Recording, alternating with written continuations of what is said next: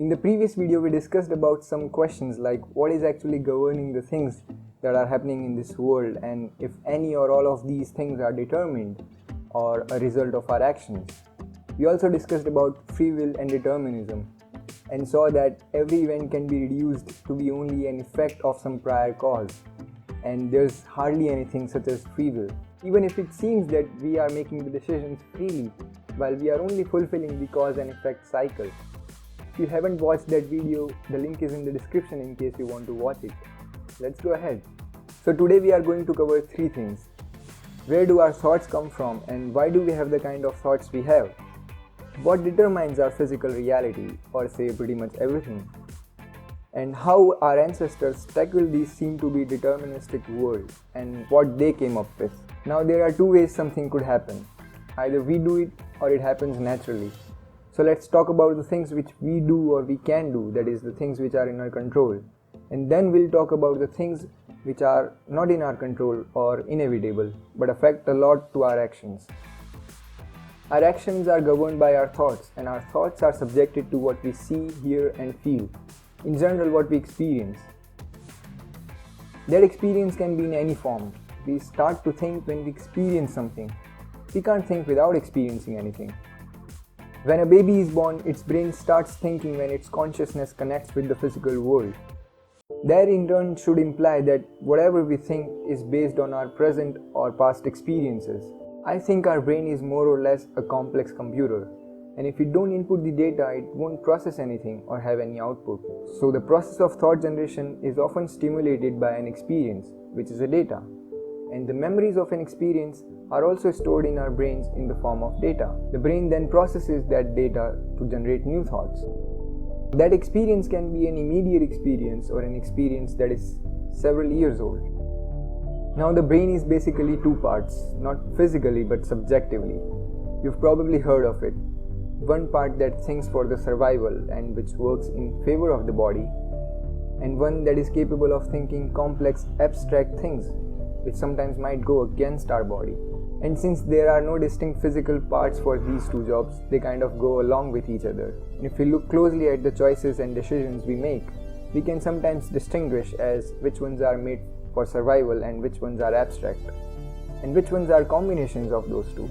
And the survival decisions are often predictable and kind of similar for all of us. And a simple example of that would be drinking water when we are thirsty or eating food when we are hungry. But we cannot predict the abstract part, and it's pretty much different for all of us. All of us would react differently in a given situation with a given information. And a typical example of that would be our lives. All of us make our lives differently. We haven't quite figured out the process of thought generation yet. Thoughts just pop up in our heads. The thoughts are generated due to the chemical reactions in our brains, and these chemical reactions are random, as they seem, and so do our thoughts. Cells in our body and our brain are made up of complex molecules, and these molecules are made up of atoms. Inside those atoms are subatomic particles, which themselves are made up of quarks, which are at quantum level, and nothing is certain at quantum level. Everything works on probabilities. Some people say this as God decides everything by playing dice, but if everything worked randomly, then there would be no free will, and neither would be anything determined. Everything would be a result of some random occurrence of some random combinations. Everything would be random like my videos, but that might not be the case. We don't know when and what thoughts would be generated in our brains. We can't control it, but we sure know that those thoughts would be based on our prior experiences. And those thoughts would again lead us to have more experiences. So it's kind of a cycle. Of course, everyone is gifted with different innate abilities, and that's what makes it different for all of us. And they also play a great role in the process of thought generation. But we can't control what kind of abilities we would have. And this again makes our thoughts random or deterministic. Now let's pause this here and talk about things which are directly beyond our control, like natural disasters or a fatal disease or accidents. These events also seem deterministic or random as our thoughts do. We don't know when and where and to whom these events would occur. And this not only includes the bad events, but also the events like when and where it is going to rain, what people we are going to meet. And all of these things shape our physical reality. What determines it? So I have to honestly admit that I don't know, and I doubt if anyone had figured this out. We don't know what determines our physical reality or why things randomly happen to us. This has been happening since our existence. In fact, our existence itself happened due to some random combinations of atoms. Things randomly happen to us. Fire happened randomly to us. X-rays, radioactivity, all of them were discovered accidentally. I'm not denying the fact that a lot of hard work was involved in order to make things work out. But it was random. So until now we have found that everything in this world either happens randomly as it seems now, or it is already determined. Now let's see how our ancestors dealt with this randomness or determinism. How did they try to answer this question that what determines everything? Karma? Maybe it seems to be the answer. It's the basic law of cause and effect. It answers some of our questions but not all. And the reason for that might be because we are progressing every moment.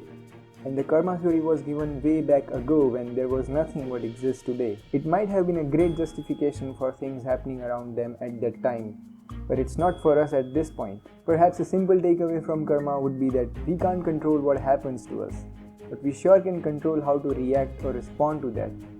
And our response towards things would decide what happens next. We had gathered that our thoughts are random or deterministic and not in our control, and we are in this continuous loop of thoughts and experiences. But one thing that karma says, and what also seems true, is that we can enter this loop anywhere and change the course of events by our actions. Now let's turn the tables. Let's have a look at how far we have come in our journey on this blue planet and what some of our greatest achievements are. We traveled to the moon. We mastered control flight. We domesticated fire and electricity.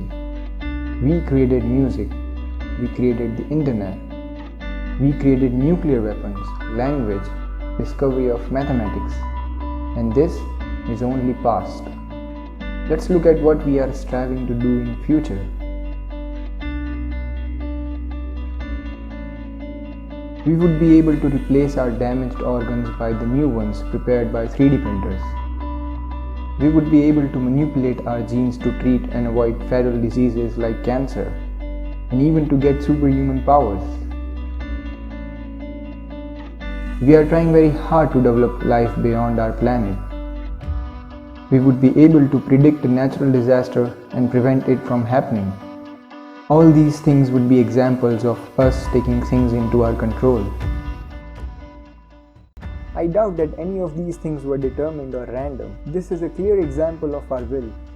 A strong will to achieve great things, to break barriers, and to go beyond our limitations. Concluding our discussion, I would say, maybe at this stage we don't have any scientific theory or law yet, which can actually tell what governs things. We can't predict anything exactly like we do when we throw a ball upwards. We know for sure that it will fall back down on Earth because of gravitation. We can't do it in predicting someone's age. We have the ability to look into past through our telescopes and history, but we can't look into future. Maybe because it is uncertain, or maybe because we make it. Maybe someday we would be able to tell what determines everything, or to tell what happens next, because on that day, we would be the ones to determine it. Maybe our lives are all about resisting this randomness or determinism of our physical reality. Maybe it's all about taking control. Maybe it's all about making our will free and taking actions. Maybe.